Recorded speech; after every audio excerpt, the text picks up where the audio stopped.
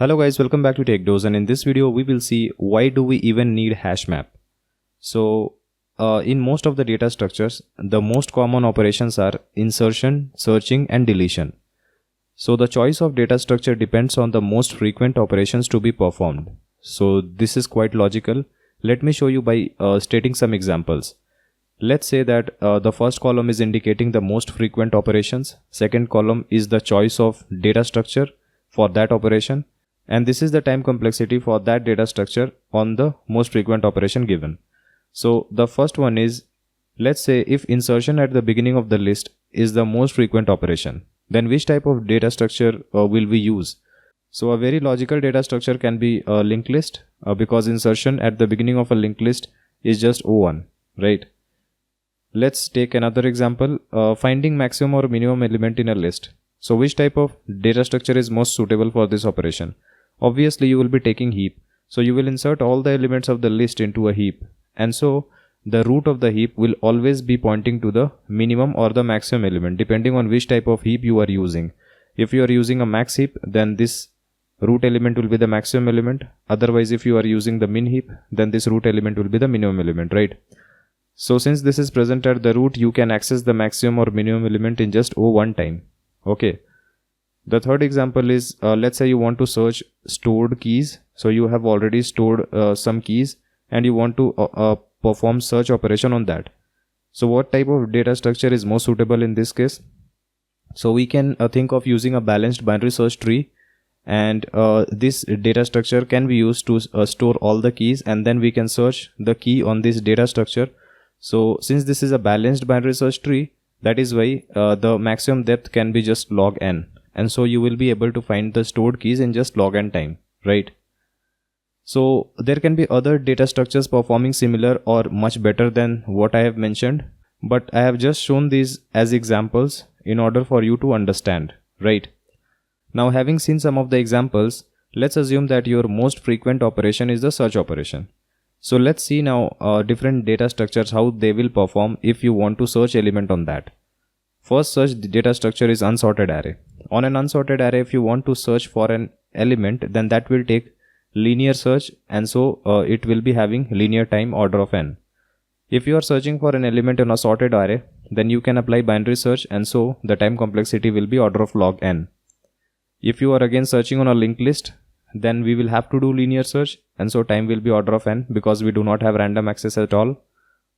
Now in a binary tree, the tree might be a skewed tree if it doesn't have any special property. Then also the time complexity to search will be order of n. Either it's a skewed tree or it's not a skewed tree at all, right?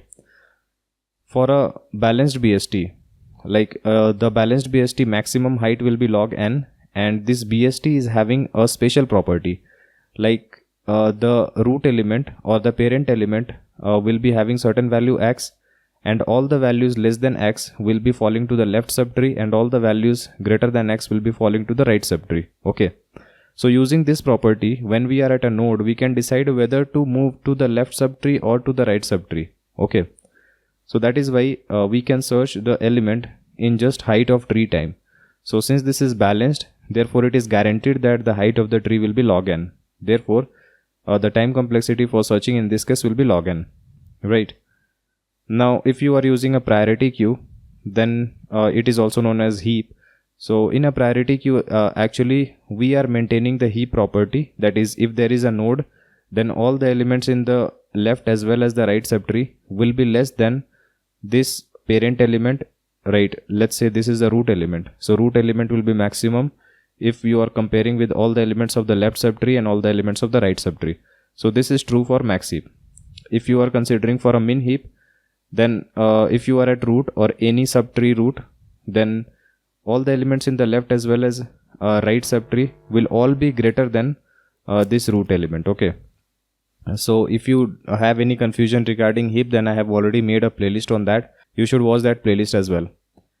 So in this case, if you want to search for any random element, then you will have to perform linear search, because heap has the special property of finding the minimum or maximum element. It doesn't really care about the random elements. So again you will have to do linear search, and so time will be order of n. Okay. So in these simple data structures, you will see that order of log n is the best time you can do for searching, right? Now, if you want to do searching a lot of times, if you want to repeat it a lot of times, then you can use hash map. Now, hash map allows the searching operation in just order of one average time. So most of the times you will get constant time for searching using a hash map. Therefore, it is highly suggested that we should use hashing when search based on key is a frequent operation, right? So you will see that it will beat all the other data structures which I have mentioned here, right? So just for the sake of searching, hashing is pretty important. Now, before hash map was being used, people were using direct address table, which is also known as DAT. So this was pretty similar to just an array. Okay. So let us see about this direct address table now. It uses the array to store the records. The index of the array is the same as the key of the record. So let's take an example. In this example, let's say we have key in the first column, value in the second column, and we want to store it in a hash map. Okay. So that searching will be pretty fast. Now, what we can do is we can take out the maximum key value, which is 7. Okay. And if we are having a table which will range from, let's say, 0 to 7, then depending on the indices, we can match this key, that means map these key values to the indices of the array. So let's say this is 1. So this one can be mapped to this index, right? Now this value is 3. So this 3 can be mapped to this index value. Again, this 7 can be mapped to this index value, right? So depending on the key, like we can match the key values with the index values, and so we can store the value at the array position of the index for the matching key. Okay. So you can easily understand this, that AB will be present at index 1, BC will be present at index 3, XY will be present at index 7. So once you have stored all these elements, and let's say you want to delete a random element, let's say you want to delete this BC, you already know that BC has a key value of 3. So you also have random access on array, right? Array provides you random access. So you can directly jump to index 3 and you can remove this element, right? So it will be empty. Now insertion was already O1 because you were storing randomly at a given index which was equals to the key value, and random access in array takes just O1 time. Therefore insertion was O1. Now deletion is also O1 because searching for this element using this key value takes order of 1 time due to this random access, right? Now searching will also take O1, right? So insertion, searching and deletion will all be taking O1 time. So this is the worst case time complexity. It is not average time. So this is an advantage of using the direct address table. This is one of the fastest data structure you can have for performing insertion, searching and deletion. But you can see here that it has some limitations. Okay, so let us talk about its limitations. The maximum key value and the number of keys should not differ by large number. Otherwise a lot of memory will be wasted. So let's take only 3 keys. I have not taken any values. Just for simplicity I have taken keys 100, 1000, 1. Now in this case, what will be the table size? Table size will be the maximum value of the key. So maximum value of the key is 1000. So the table will range from 0 to 1000, right?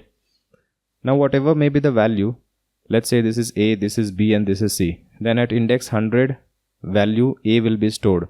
At index 1000 value B will be stored. Index 1 value C will be stored. So you have stored only 3 values, but you are using a table size of 1000. Actually this is 1000 plus 1, right? So let's assume that it is 1000. So actually you are using table size 1000. Okay.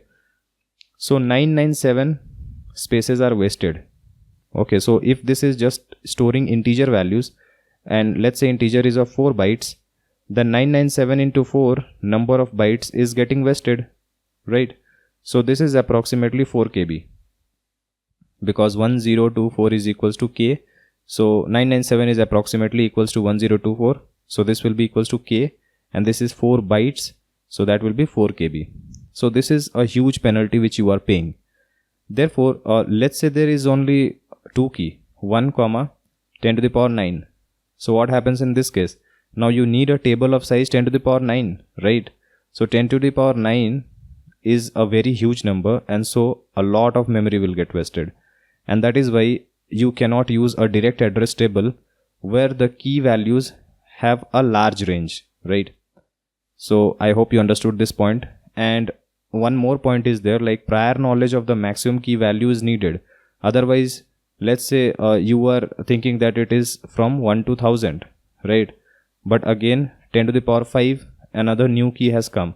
So again you will have to extend the table size, and many a times extension of the table size will consume a lot of memory, and so it may not be possible, right?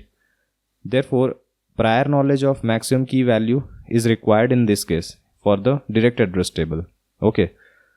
So this was it about why do we need hashing, because hashing will not be just storing based on the array indices, right? So if you are using a hash map and you are storing these 3 keys, then the hash map size will also be equals to 3. Okay.